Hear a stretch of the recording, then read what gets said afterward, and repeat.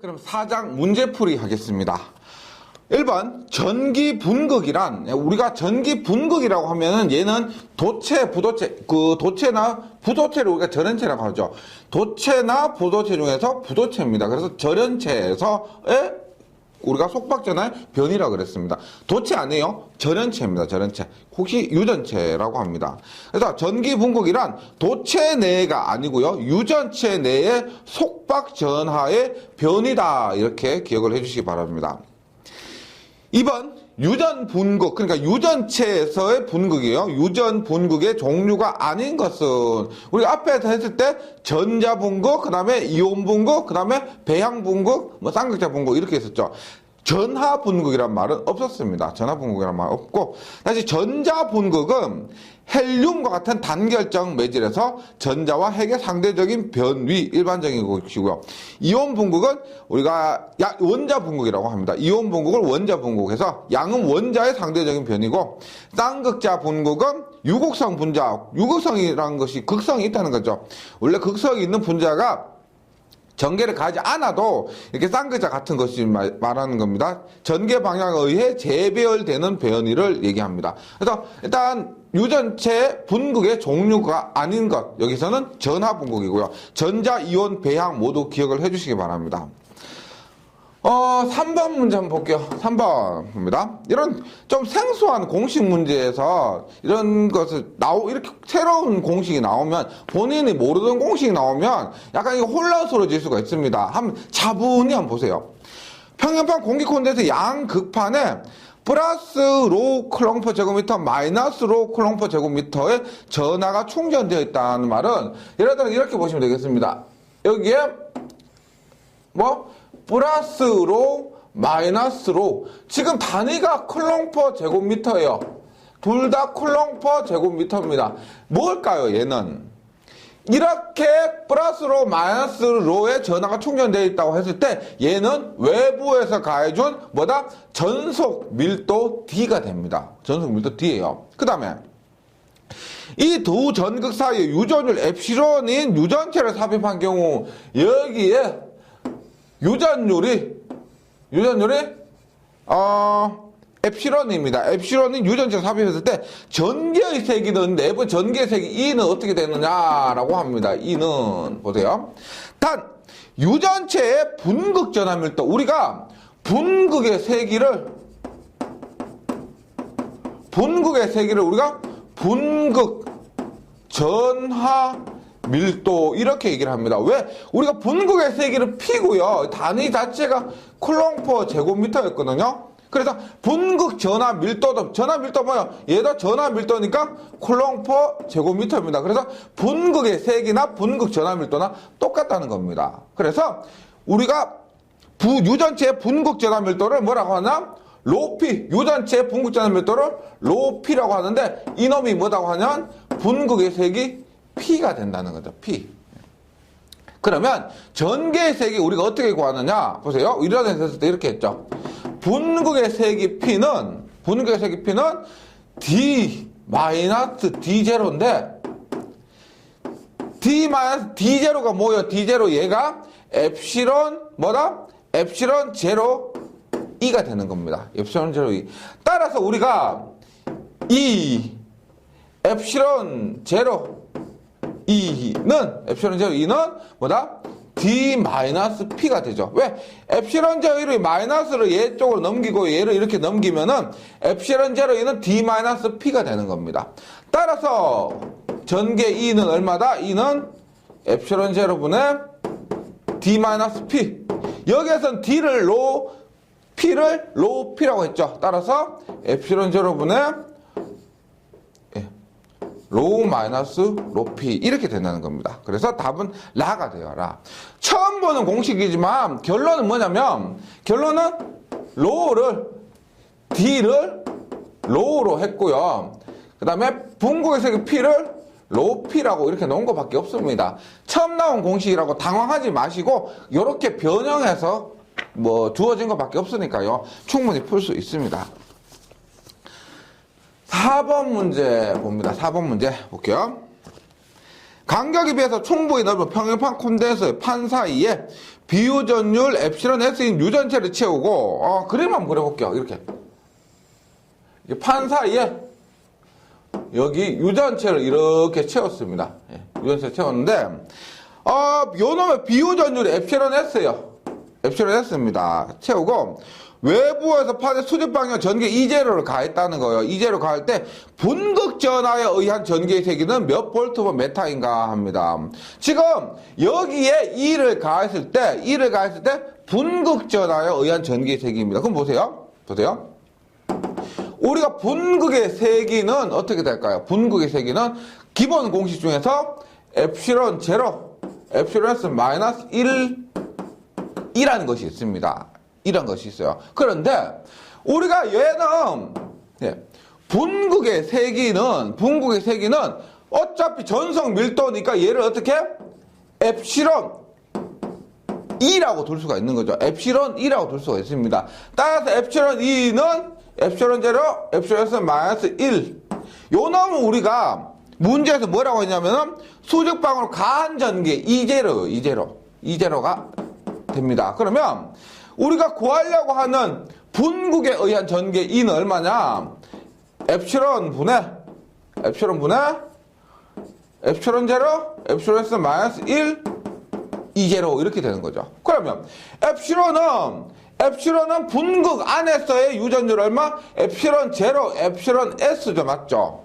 따라서 엡실론 제로가 약분되니까 엡실론 S 분의 엡실론 S 마이너스 1, 이제로 이렇게 되는 겁니다. 이렇게 되는 거예요. 그래서 답은 다가 됩니다. 엡실론 S분의 엡실론 S 마이너스 1. 무슨 말이냐면 이렇게 되는 거예요.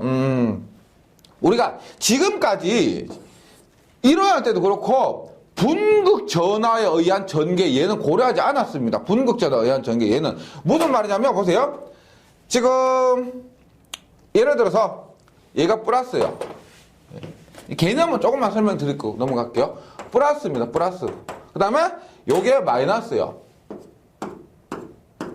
마이너스입니다. 그러면 플러스 쪽으로 마이너스가 만들어지고요. 마이너스가 만들어지고 마이너스 쪽으로는 플러스가 이렇게 만들어지죠. 맞죠? 그러면 지금 여기서 말하는 것은 이렇게 분극이 됐다는 거예요. 분극이 됐고 나니까 이 플러스와 이 마이너스에 의해서 E가 발생하더라는 겁니다.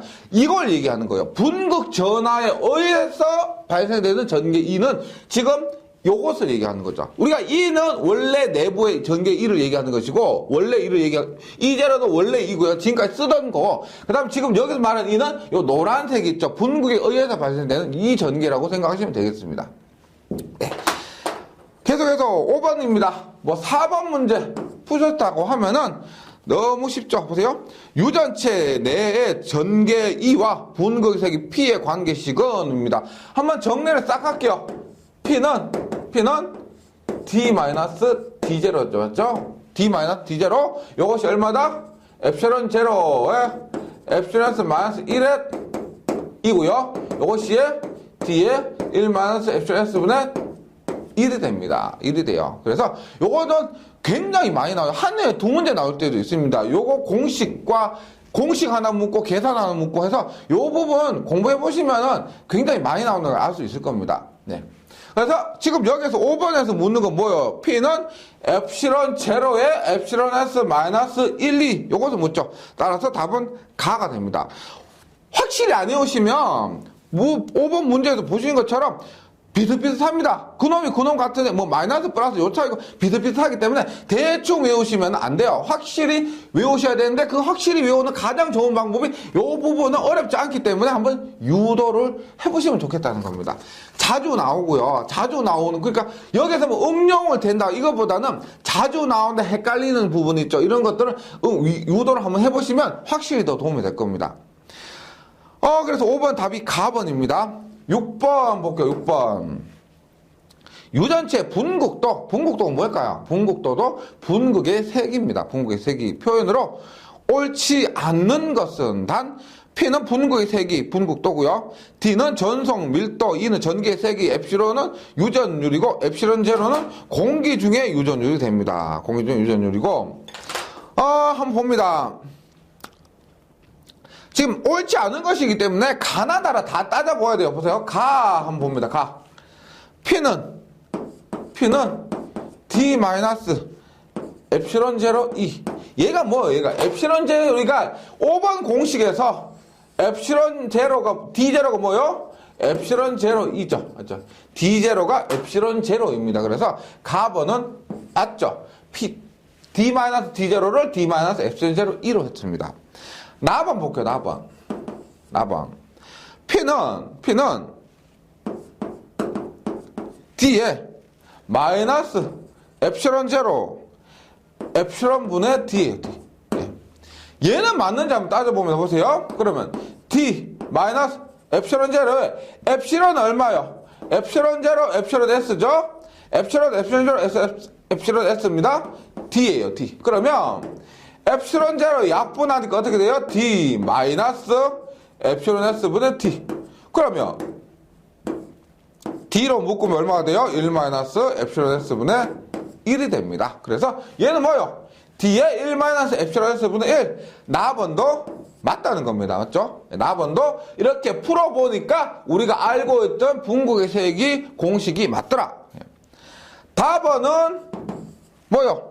우리 요거죠. D에 얼마? D에 1 마이너스 엡실론 S 분의 1 맞죠? 요겁니다. 그래서 답은 또 맞고, 라번은 틀렸죠. P는 E 마이너스, 우리가 뭘 하든 간에 E 마이너스 이렇게 분극의 세기 구하는 공식 없습니다. E 마이너스 없죠. 그래서 6번에는 답이 라번이 됩니다. 라번. 계속해서 7번 갑니다. 7번. 평행판 축전기에 채워진 폴리에틸렌의 비유전율이 엡실론 R이고요. 평행판 간 거리가 D가 1.5일 때, 1.5mm일 때, 만일 평행판 내의 전개의 세기가 10kV/m라면 평행판 간의 폴리에틸렌 표면에 나타난 분극 전하 밀도, 결국은 뭐냐? 분극의 세기를 했죠. P를 묻습니다. 그런데 지금 보기의 형태가 어떻게 되냐면, 18파이분의 엡실론 R, 18파이분의 엡실론 R 마이너스 이런 식으로 되어 있습니다. 이거 보세요. 기본 공식이 우리가 5번에서도 했고 6번에서 했지만은 가장 많이 쓰는 공식은 우리가 이거죠. B는 엡실론 제로, 엡실론 S 마이너스 1, 2가 됩니다. 지금 문제상에서 전개 2를 주어졌죠. 전개 2가 주어졌고요. 유전율이, 비유전율이 주어졌습니다. 그래서 이 7번 문제는 이 공식으로 풀라는 겁니다. 그럼 엡실론 제로는 우리가 8.85 곱하기 15 마이너스 12승이 있었지만 제가 짬뽕에서 쓰죠. 짬뽕에서 쓰는 것이 둘 다 아셔야 되는 겁니다. 엡실론 제로가 얼마? 36파이분의 10의 마이너스 9승입니다. 맞죠? 엡실론 S 비유전율이 얼마요? 엡실론 S가 엡실론 R이요. 엡실론 R이 됐습니다. 1이고, 지금 전기의 세기가 10kV/m입니다. 보세요. 1m당 10kV예요. 그러면 킬로볼트를 볼트로 바꾸면 10의 3승이 됩니다. 맞죠? 그럼 어떻게 돼요? 36파이 분의 10의 4승이죠? 10의 4승에 10 마이너스 9승 하니까 얼마? 10의 마이너스 5승이고 엡실론 R 마이너스 1입니다. 다시 순서 바꾸면 36파이 분의 엡실론 R 마이너스 1, 10의 마이너스 5승 이렇게 된다는 거죠. 그래서 7번 문제 같은 것도 지금 저는 아무것도 아니죠. 다 아는 공식 대입한 건데 이런 문제가 나왔을 때 처음 보는 형태다 해서 당황하는 분들이 많으세요. 근데 요렇게 차분히 하실 수밖에 없어요. 기본 분극의 세기 공식에 해서 전개 2와 이것을 넣어보시면은 정말 어렵지 않은 문제입니다. 충분히 맞출 수 있는 문제예요. 이런 숫자 보기에 있는 수치만 보고 어렵다 이렇게 형태만 보고 어렵다 이렇게 판단하지 마시기 바랍니다. 충분히 맞출 수 있는 거예요. 8번 문제도 한번 봅니다. 8번 비유전율 엡실론 R이 2.8입니다. 2.8이고 전성밀도 D가 3.0 10월 마이너스 7승 A예요. 지금 A는 무슨 말이에요? 방향이라는 얘기예요. 방향이 A 방향이다. 반지름 방향이다. 이런 말입니다. 를 인가할 때 분극의 세기는 얼마냐 합니다. 지금 보시면 분극의 세기를 물었는데 보시면 엡실론 R과 D를 물었죠. 맞죠? 그럼 어떤 공식이다? P는 D에 1 마이너스 엡실론 R분의 1이 됩니다. 1이요. 그래서 그 대입만 하면 되죠. 3.0 곱하기 10의 마이너스 7승 A 곱하기 얼마? 1 마이너스 2.8분의 1입니다.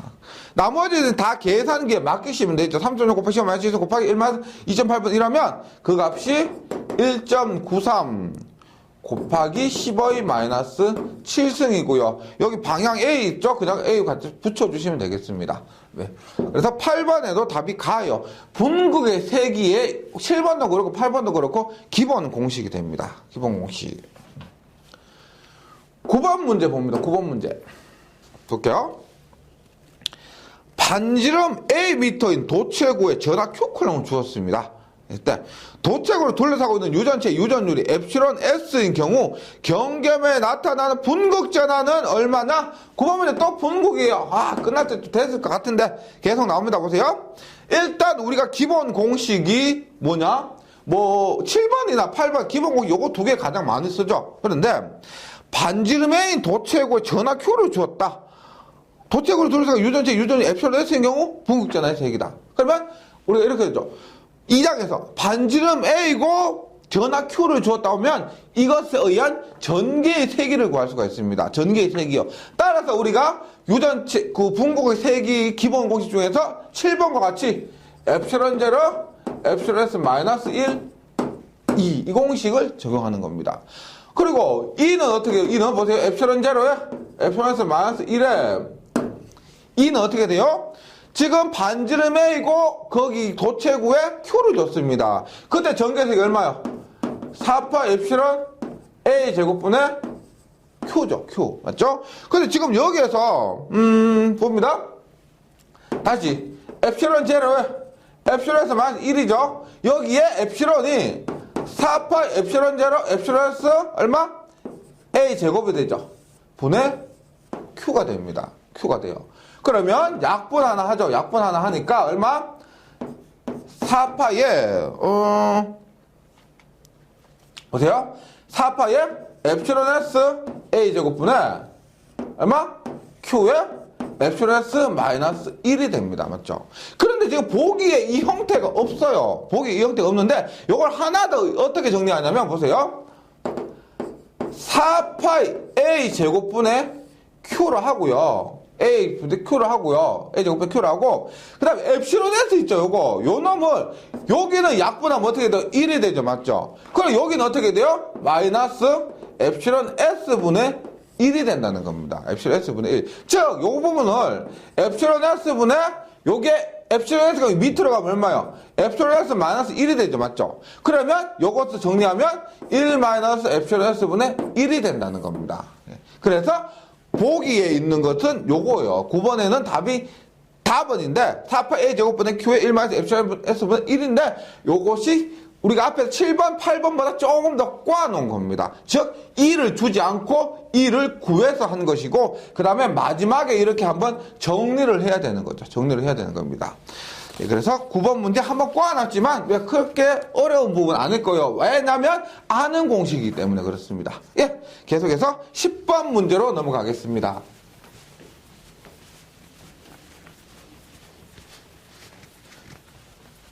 네, 10번 봅니다. 전지에 연결된 진공평형판 콘덴서에서 진공 대신 어떤 유전체로 채웠더니 충전 전하가 2배로 되었습니다. 전기 감수율은 얼마인가 합니다. 우리가 전기 감수율이라는 말을 그렇게 자주 쓰진 않습니다. 그런데 시험에 간혹 이렇게 한 번씩 나오니까 뭔지는 아셔야 되는데 전기 감수율 우리가 입실은 R 마이너스 1 있죠. 우리가 보세요. 분극률을 엡실론 제로 엡실론 S 마이너스 1을 분극률이라고 했죠. 분극률. 네. 그리고 엡실론 S 그 중에서 엡실론 S 마이너스 요 놈은 비분극률 혹은 전기 감수율이라고 합니다. 비분극률 혹은 전기 감수율이요. 그러면 여기서 보세요. 전기감수 구하는 거 굉장히 쉬워요. 왜냐하면 엡실론 R만 알면은 구할 수가 있다는 겁니다. 예, 봅니다. 지금 10번 문제에서 보세요. 충전 전하가 2배가 되었대요. 진공 대신 어떤 유전체로 채웠더니 충전 전하 Q가 이거 무슨 말이에요? Q가 2배가 되었다는 겁니다. Q가 2배. 그러면 Q가 2배가 되었단 말은 우리가 전하를 더 2배 담았단 말입니다. 그러면 C가 2배가 되었다 이 말이죠. C 값이 정전 용량 값이 2배가 되었다 이 말이에요. 그럼 정전 용량 값이 2배가 되려면 보세요. C는 앞에 평행판 콘덴서의 경우 엡실론 S D분의 S에서 얘가 2배가 되었단 말은 지금 어떤 유전체를 채웠더니라고 했습니다. 따라서 엡실론 S 얘가 2배가 되었다 이 말입니다. 즉 엡실론 S가 2인 유전체를 채웠더니 C 값이 2배가 되고 Q 값이 2배가 됐다 이 말이에요. 따라서 전기감수율 얼마요? 엡실론 S 2죠. 얼마? 2-1은 1이 됩니다. 계산 결과는 굉장히 간단하죠. 용어의 의미만 이해하시면 됩니다. 계속해서 11번 볼게요. 11번. 예, 이제 경계 조건입니다. 분극의 3개 다 끝났고 이제 경계 조건 봅니다. 두 유전체의 경계면에서 정전계가 만족하는 것은입니다. 정전계가 만족한다는 것은 얘는 우리가 정제는 전개, 얘는 완전 경계 조건을 다룬 말입니다. 그러니까 완전 경계 조건 했잖아요. 얘를 정전계로 볼 수가 있다는 겁니다. 정전계가 만족하는 것, 완전 경계 조건인 것은입니다. 봅니다. 전개의 접선 성분이 같아야 되죠. 법선 성분이 아니고 접선 성분이 같을 것. 전속 밀도의 법선 성분이 같을 것이죠. 접선 성분이 아니고 법선 성분이 같을 것. 두 경계면상의 두 점 간의 전위 차가 같을 것은 완전 경계 조건에 해당됩니다. 전속은 유전율이 작은 유전체로 모인다가 아니고 전속은 유전율이 큰 유전체로 모이죠. 이게 무슨 의미냐면 11번에서 뭐다? 엡실론 1이 엡실론 2보다 크면 어떻게 돼요? 뭐다? D1이 D2보다 크죠. D1이 D2보다 큽니다. 이걸 얘기하는 거예요. 뭐다? 전속 밀도, 전속은 유전율이 큰 쪽으로 모인다. 즉, 유전율이 크면 전속 밀도도 크다는 겁니다. 이것을 얘기한 거예요. 공식을 얘기한 겁니다. 답은 다고요. 12번. 두 종류의 유전체 경계면에서 전속과 전기력선 경계면에 수직으로 도달할 때 옳지 않은 것은입니다.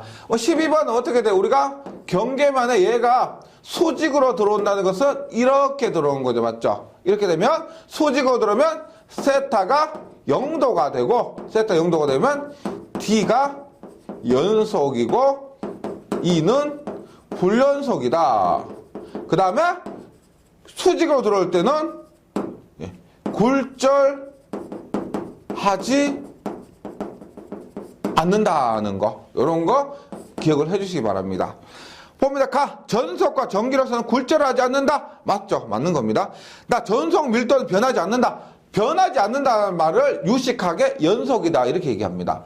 변하지 않는다, 연속이다. 그 다음에 전개의 세계는 불연속적으로 변한다. 이것도 맞죠? 전개는 불연속이다. 변한다. 11번과 똑같죠. 전속도는 유전율이 작은 유전체 쪽으로 모이려는 성질이 있다가 아니고 전속도는 유전율이 큰 쪽으로 모이려는 성질이 있다. 답은 라가 됩니다. 라. 계속해서 13번 볼게요. 13번. 유전율이 각각 엡실론 1, 엡실론 2인 두 유전체가 접한 경계면에서 전하가 존재하지 않는다. 무슨 말이에요? 전하가 존재하지 않는다. 진전하가 존재하지 않는다. 참전하가 존재하지 않는다. 완전 경계 조건이다. 이 말이죠. 완전 경계 조건이란 말을 표현을 우리 앞에서는 뭐라고 했다? 정전계일 것. 그 다음에 여기서는 전하가 존재하지 않는다. 이런 식으로 완전 경계를 표현을 한다는 겁니다. 모두 기억을 해주시고요. 유전율이 엡실론 1인 유전체에서 유전율 엡실론 2인 유전체로 전개 E1이 입사각 세타 1은 0도로 입사한다는 겁니다. 아직 13번에 세타 1이 0도요. 그러면 세타 2도 0도가 되는 거죠. 즉 뭐다? 수직 입사가 된다는 거죠. 수직 입사 그 말이에요. 지금 그때 성립되는 식은 어떻게 돼요? 성립되는 식은 앞에도 했지만 수직 입사할 때는 뭐다? D1은 D2다. 전속 밀도가 연속입니다. 그럼 지금 여기 보기에 이건 없죠? D1은 D2. 근데 D1은 어떻게 된다? epsilon 1, E1은 D2는 epsilon 2, E2가 됩니다. 따라서 어떻게? epsilon 2 넘어가 봐요. epsilon 2분의 epsilon 1은 E1분의 E2 이렇게 된다는 겁니다. 얘가 뭐예요? E1분의 E2는 epsilon 2분의 epsilon 1으로 된 거 13번에는 답이 라번이죠. 라번. 13번에는 라번입니다. 계속해서 14번 봅니다. 14번. 평행판 콘덴서의 극판 사이의 유전율이 각각 epsilon 1, epsilon 2인 두 유전체를 반씩 채우고 극판 사이 일정한 전압을 걸어줄 때 매질 1, 2, 4 전기의 색이 E1, E2 사이 성립 반응식 관계로 옳은 것은입니다. 옳은 것은 보세요. 지금 14번에 그림을 잠시 그리면 이렇게 돼 있죠. 왜요? 지금 epsilon 1이고요. epsilon 1이고 여기 epsilon 2가 4배 epsilon 1이랍니다. 4배 epsilon 1. 그럼 보세요. 지금 여기에 이렇게 전기를 가했습니다. 그러면 이렇게 전기를 가하면 전개가 이렇게 수직으로 입사하겠죠. 수직으로 입사할 겁니다. 이렇게 했을 때 뭐 수직으로 입사하지 않아도 봅니다. 보세요. 지금 여기가 E1이에요. E1이고 얘가 E2예요. E2. 그럼 보세요. 우리 알고 있는 공식 중에서 이걸 보면 됩니다. epsilon 1이 epsilon 2보다 크면은 D1이 D2보다 크고 세타 1이 세타 2보다 크고 그 다음에 뭐가 있다? E2가 E1보다 크다는 거죠. 맞죠? E2가 E1보다 큽니다. 그럼 여기서 epsilon 2가 epsilon 1보다 4배가 더 커요. epsilon 2가 epsilon 1보다 얘가 뭐다? 4배 더 큽니다. 그러면 이거 반대니까 여기에서는 어떻게 될까요? epsilon 1보다 epsilon 2가 4배 더 크니까 여기는 뭐다? 뭐가 더 커야 될까요? 2가 더 크니까 여기는 1이 더 커야 되겠죠. 맞죠? 반대로 1이 E2보다 4배가 더 크면 된다는 겁니다. 따라서 얼마? E1은 얼마? 4배의 E2 혹은 E2는 얼마? 4분의 1의 E1 이렇게 풀이하시면 되겠습니다. 그래서 답은 답원이죠. 답원. E2는 4분의 1 E1이고요. 그 다음에 뭐 패설 이런 것처럼 공식으로 푸셔도 되고요. 공식으로 푸셔도 되고 이렇게 대략 짐작해서 풀으셔도 되고 예 그렇습니다. 15번 문제 볼게요. 15번 봅니다. 유전율이 각각 epsilon 1, epsilon 2인 두 유전체가 접해 있습니다. 각 유전체 중에 전개 및 전속 밀도가 각각 E1, D1이고 E2, D2일 때 경겸에 대한 입사각 및 굴절각 세타고 세타 줄 때 경계 조건으로 옳은 것은입니다. 얘는 확 정리하셔야 되죠. 확 정리하셔야 됩니다. 뭐예요? 옳은 것보다 우리가 E1의 사인 세타 1은 E2의 사인 세타 2. 따라서 뭐다? E2분의 E1은 사인 세타 1분의 사인 세타 2. 이렇게요. 예. 그 다음에 D1의 코사인 세타 1은 D2의 코사인 세타 2가 됩니다. 따라서 D2분의 D1은 얼마? 코사인 세타 1분의 코사인 세타 2가 됩니다. 그 다음 탄젠트는 어떻게 되냐? epsilon 1의 탄젠트 세타 2는 epsilon 2의 탄젠트 세타 1이 됩니다. 이거 우리가 다 유도했던 거기 때문에 떠올리시기 바랍니다. 얼마? epsilon 2분의 epsilon 1은 탄젠트 세타 2분의 탄젠트 세타 1이 됩니다. 이때 보세요. 전개 2나 전속밀도 D는 2,1이에요. 그러니까 2,1, 1,2예요. 2,1, 1,2 반대로 됩니다. 얘도 2,1인데 1,2가 돼요. 1,2가 됩니다. 얘는 뭐다? 2,1일 때 2,1. 그래서 얘들은 이렇게 똑같고요. 얘도 이렇게 똑같은데 우리가 탄젠트만 이렇게 똑같은 거예요. 이렇게 외워주시면 좋겠습니다. 꼭 정리를 해주셔야 되는 부분이에요. 예. 계속해서 16번 문제로 한번 넘어가 볼게요. 16번 문제.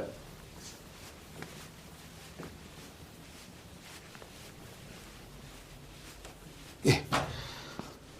16번 봅니다.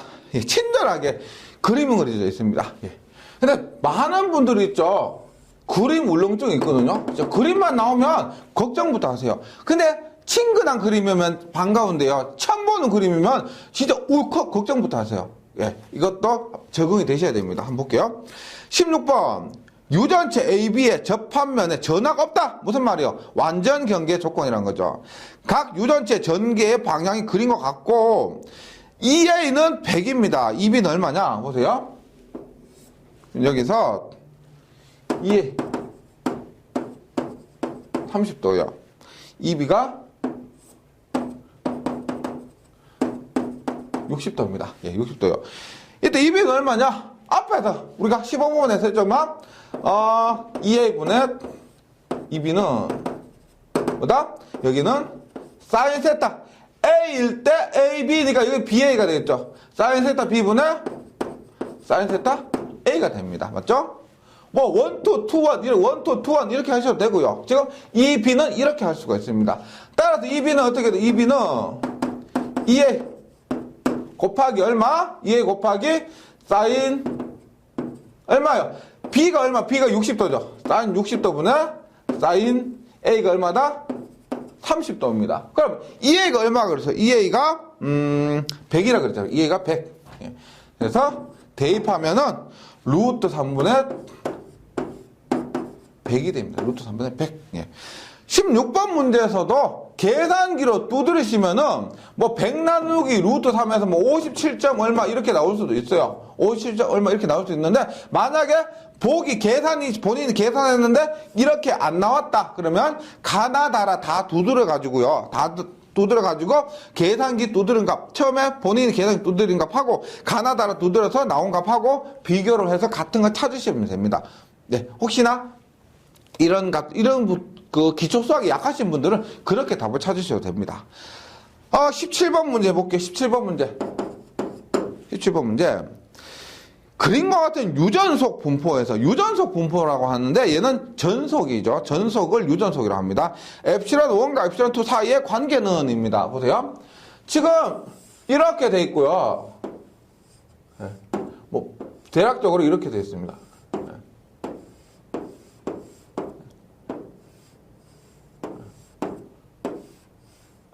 보세요. 지금 여기가 엡실론 1이고 여기가 엡실론 2예요. 엡실론 2. 그럼 보세요. 얘가 지금 전속이면 얘는 뭐예요? 지금 얘는 전속인데 우리가 D가 뭐예요? D는 전속 밀도예요. 전속 밀도. 그러면 여기에 전속 밀도를 D2로 하고 여기에 전속 밀도 D1이라 했을 때 어디에 전속 밀도가 더 커요? 전속 밀도가 어디가 더 커요? 보세요. 바깥에는 보세요. 일단 빡빡하게 했을 때 이 안에 5개가 있습니다. 이 안에 5개가 있는데 안쪽에는 보면은 안쪽에는 이만한 공간 안에 5개가 있죠. 5개가 있습니다. 즉 면적이 좁은데 전속이 많으니까 전속의 밀도는 D2가 크다는 것을 알 수가 있죠. D2가 크다는 걸 알 수가 있습니다. 따라서 우리가 조건상에서 보세요. 세타 1이 세타 2보다 크면은 엡실론 1이 엡실론 2보다 크고 D1이 D2보다 크고 E1이 E2보다 작다. 이런 공식 있잖아요. 맞죠? 그래서 지금 D2가 더 크다고 하면은 D1보다 D2가 크다면 뭐가 더 커요?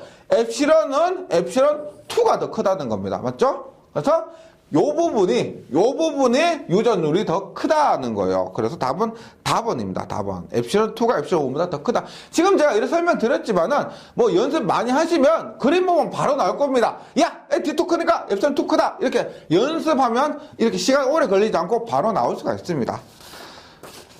계속해서 18번 문제 볼게요. 18번. 정전 용량이 C0가 평형판 공기 콘덴서 판면적이 2분의 1 되는 보세요. 면적이 2분의 1로 나눴다. 면적을 나눴다. 다시 이렇게 된 거예요. 보세요. 이렇게 했는데 콘덴서 이렇게 했는데 이렇게 나누면 간격을 나눈 것이고 면적을 나눴다는 건 이렇게 나눈 겁니다. 이렇게 나누면 세어보세요. 병렬 연결이 됩니다. 병렬 연결. 예. 병렬 연결이 됩니다.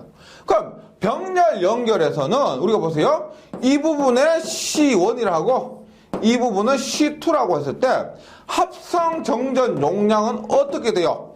병렬 연결에서는 저항의 직렬과 같다. 그래서 C1 더하기 C2 간단하게 이렇게 구할 수가 있어요. 간단하게. 그럼 보세요.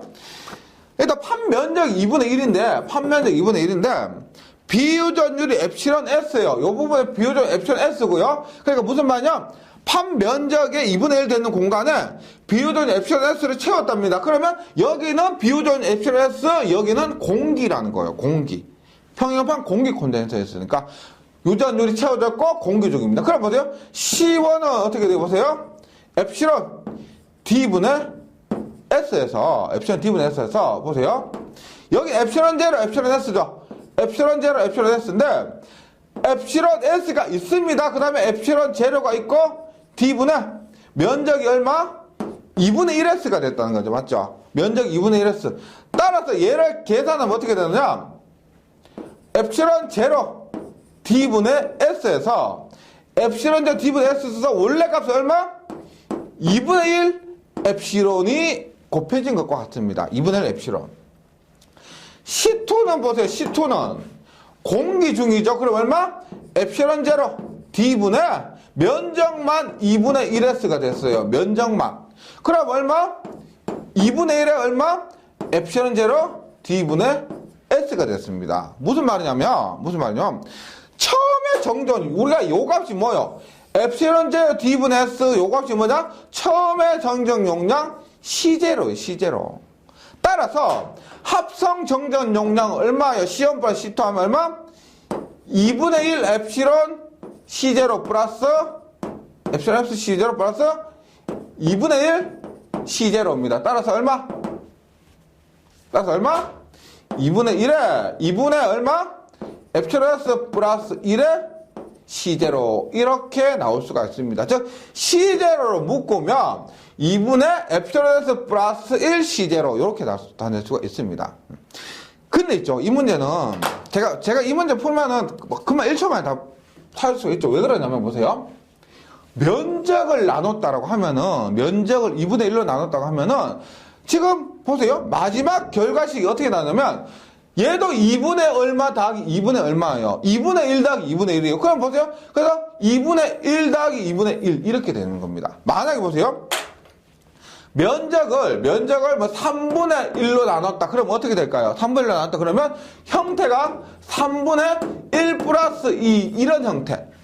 뭐 엡실론이 여기면 엡실론 이렇게 형태. 만약에 4분의 1로 나눴다. 그럼 어떻게 될까요? 4분의 1로 나눴다. 얼마? 4분의 1 플러스 3 이런 형태로 나온다는 겁니다. 그래서 18번 문제에서는 그냥 2분의 1로 나눴기 때문에 2분의 1 얼마 플러스 얼마, 2분의 1 플러스 1 이런 식으로 된 것을 찾으시면 돼요. 그래서 18번 문제는 FM다라고 하면 이렇게 되는 게 맞는데 만약에 답만 찾는다고 하면 2분의 1로 나눴기 때문에 2분의 1 더하기 1 이것 형태를 찾으시면 된다는 거죠. 면적을 나눴을 경우에만 그렇습니다. 19번 문제 봅니다. 19번. 정전 용량 1 마이크로페레드 공기 콘덴서가 있는데 이 콘덴서 판관에 2분의 1 두께를 갖고 비유전율 엡실론 R은 2입니다. 즉 여기에서는 뭘 했다? 간격을 나눴다는 겁니다. 간격을요. 간격을 나누고 여기에 엡실론 R이 2입니다.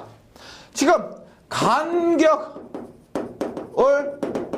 나눈다는 말은 뭐다? 간격을 나눈다는 말은 직렬이고요. 합성 정전 용량은 C1 플러스 C2분의 C1 곱하기 C2가 됩니다. 보세요. 그러면 유전율에서의 요 부분에서의 정전 용량 볼게요. 요 부분에서 보세요. 엡실론 제로, 엡실론 S, D분의 S에서 비유전율이 2예요. 그러면 2 엡실론 제로. 간격이 얼마예요? 간격이 얼마다? 지금 간격이 2분의 1로 됐죠.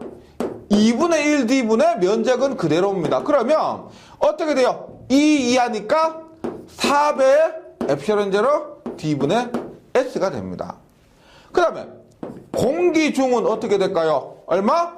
엡실론 제로 2분의 1 D분의 S가 되죠. 맞죠? 따라서 얼마? 얘는 2배 엡실론 제로 D분의 S가 됩니다.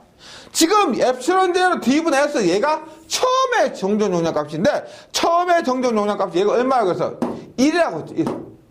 엡실론 제로 D분의 S 요거 처음 정정 용량 값이 1이라고 했습니다. 맞죠? 따라서 C 유전체 얘는 얼마요? 요는 4고요. 얘는 4고 얘는 얼마? 2라는 겁니다. 2. 따라서 대입하면 얼마요? 2 플러스 4분의 2 곱하기 4 하니까 얼마? 6분의 8. 2로 약분하니까 3분의 4 마이크로페럿이 된다. 그래서 19번에는 3분의 4가 됩니다. 네, 사닥의 유전체 특수현상 이 부분은 조금 그 문제가요. 조금 되기 때문에 2시간에 나눠서 풀이하도록 하겠습니다. 이번 시간에 19분까지 풀고 다음 시간에 이어서 20분부터 다시 풀도록 하겠습니다. 여기까지 잘 정리해 주시고요. 다음 시간에 다시 뵙겠습니다. 수고하셨습니다.